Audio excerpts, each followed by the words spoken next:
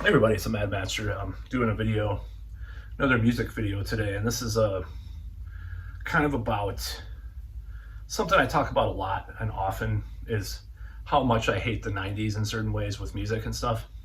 I'm gonna give a couple of things that I actually liked about the 90s because I do bash it a lot.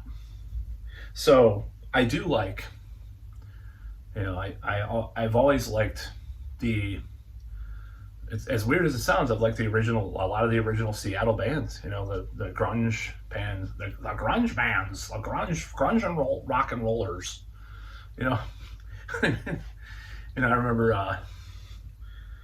remember hearing Nevermind. I bought, I liked Incesticide. That was always my favorite back in the day when I listened to that stuff more.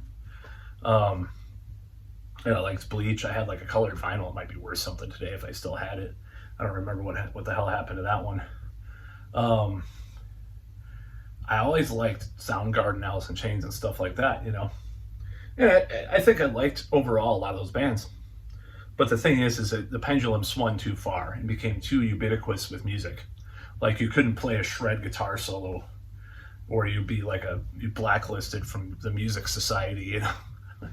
Just like trying to form a band in this town, like the late '90s, early 2000s. It was hell because by then I was like in a Blind Guardian and all this shit. It was like, what are you gonna do a European power metal band in a Midwestern alternative indie town? I don't think it's gonna work usually. But anyways, I don't know about that bullshit.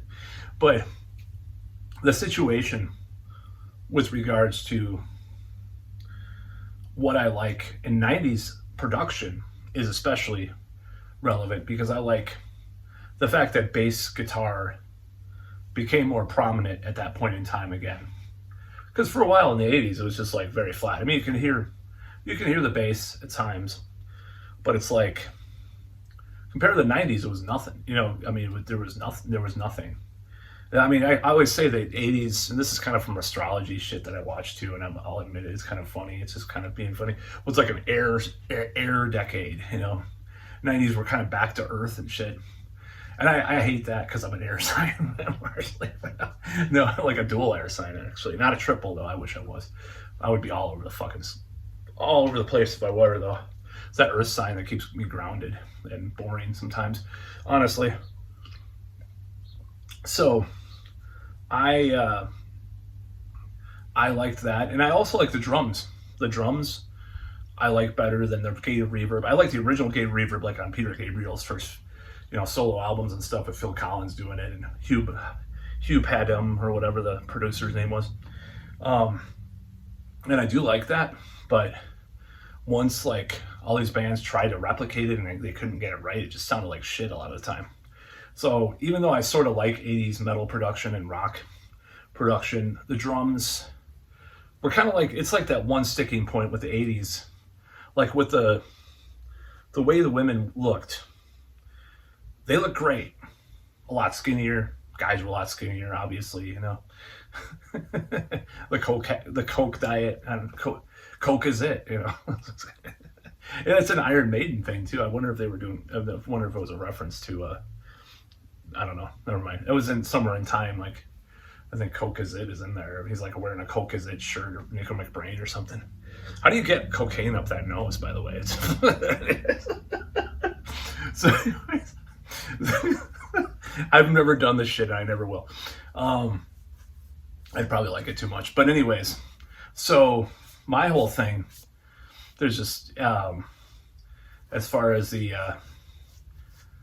'80s and the '90s. So I like the drums, right, and the bass are better. Not, and I also think that like a lot of bands, like by the late '90s or early 2000s, like Brave New World, Iron Maiden, the drums, you can hear a difference immediately on those drums. The EQ is totally '90s, totally like that pop, whatever they're doing with Kevin Shirley or whatever. So I liked it. I thought it was cool. Now, would I prefer Somewhere in Time or Power Slaves sound? I don't know. I don't know. I think it was a little too loud, like the loudness where it started. It was a little too compressed. But I do like the drums on that album, I'll admit. and I like a lot of the production of a lot of those albums in the 90s way better. The exception is like Countdown to Extinction. I don't like the production that much, even if it's Max Norman. I think if Bob Rock like just shut his mouth and produced Countdown to Extinction, it'd probably be one of the best metal albums of all time, honestly. But it's a little too compressed and a little too flat in a certain way, in my opinion. Like the cavernous sound of the Black Album just kind of stomps it in that way. Just my opinion. It's just my opinion, man. So even like, the Red Hot Chili Peppers got big, Rage Against the Machine. So the bass had returned to music. Now drums had returned in a more 70s way too, and I like that shit. I like the rhythm section in the 70s. You can take the 80s like musicality and like some of the production on top and put the bottom, the 90s or 70s production. That's like the perfect music there is, pretty much, isn't it? I mean, I like Painkiller as well. Painkiller had a good production. Very high tech, no bass. It was very 80s sort of production. But yeah, I really like a lot of production. I'm not even talking about like black metal or any of the other stuff, that I like. I'm just talking about like the mainstream, like metal or rock production. I really like End of Silence by Rollins Band. I always say that's like my favorite album as far as production goes. I don't know why. It's just something about Andy Wallace's technique on that album is just great. I like David Jordan as a producer too. I liked his, I like Alice in Chains' Dirt, and that had a lot of reverb on it for a 90s album. Because reverb became the enemy, It's kind of funny because like the first Danzig album has a lack of reverb in some ways. Like it sounds very dry and it's like very AC/DC-ish. But that kind of pointed the way for the 90s productions in some ways. Rick Rubin and all that. And then every other Danzig album after that with original lineup had reverb and, was more wet, so to speak. Not like a young girl in her prime either. Manowar reference, anyways. And Manowar had some weird production in the 90s, by the way. Like Triumph of Steel just sounds kind of mechanical. It's almost like a Ministry album or something. It's like weird. Like I love Ministry. I'm just saying, like the production's kind of strange. That's why it took me a while to like Manowar until I heard the early shit, because of production. Production's a big deal, It's a big deal to me, even though my own music's probably pretty ass compared to what people could do, But I like a lot of producers and stuff. I'm a geek as far as production goes. There's people that I would work with. I'd love to do an all analog album one day. Hopefully, I will. It's good. I used to have a 4-track, but get like a reel to reel 8-track or 16-track or something and do it that way with some nice mixing stuff. Maybe you would have to plug in digital stuff and do it, but like record it actually on tape. That would be awesome. But yeah, so the 90s were better for the rhythm section overall. Not as cool for the treble instruments, obviously, and then new metal just ruined everything because it was shit on every end. But that's just my opinion. I actually listened to an Evanescence song yesterday and I kind of liked it, I'll admit it. There's a couple new metal songs that I kind of like. I mean, I'll just say, it's kind of, I'm not nostalgic for that period of time. It was kind of blah, in my opinion, that just the time, oh yeah, George W. Bush, and, it's just like, it was more blah. My life was not that great. I had my first girlfriend around that time, but, I just don't like savor the days of the early 2000s all that much. I could have done a lot more back then that I have done like the last 10 years, more so than before. I could have done a lot more. Did first form my band, which I'm actually working with the same drummer now in my new band, which is funny. But yeah, I just like the new metal period. Anyways, I'm blathering about that stuff. That was kind of a little bit of the 80s and the 90s mixed together in a certain way, but in a bad way, in my opinion. But then metalcore was even more 80s influenced. But I love the 80s. I love synthwave. I love 80s retro kind of bands like Crazy Licks or Heat, you know, or Beast in Black was kind of a mixture of different things, you know.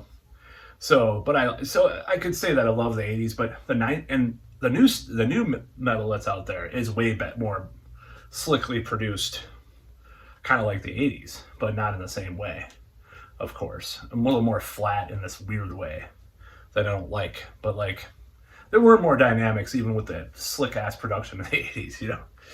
But yeah, the rhythm section returning to music was a cool thing about the 90s. You know, you actually paid attention to bass players other than Steve Harris again, you know, or Flea maybe in the 80s, but he was more of a 90s. I mean, yeah, I like the 80s Chili Peppers better, but yeah, that was alternative even back then, you know, so it was just funk. But you know, you hear the bass at least, you know, on those bands, or Faith No More or whoever.